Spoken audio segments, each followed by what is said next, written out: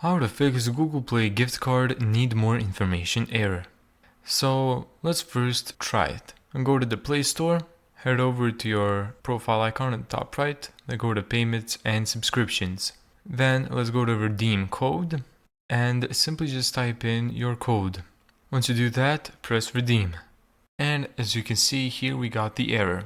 If you get this error, what you need to do is just go all the way back from the app and then go to Google Chrome or whatever browser you're using. And then simply just type in Google Play Support. Click on the first link. There you go, Google Play Help. Then scroll all the way down until you see Contact Us. Click on it. And then simply just describe what your problem is. Here, type in gift card need more information error. Then go to next. Click can't redeem gift card, go next. Here they're gonna give you a bunch of resources that you can read and try to fix your problem. But if it still doesn't work, click next step and then go to chat or email. I recommend chat.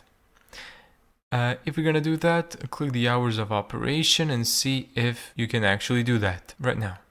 Thank you so much for watching this video. If you found this tutorial helpful, make sure to give it a thumbs up and subscribe. And as always, see you in the next video.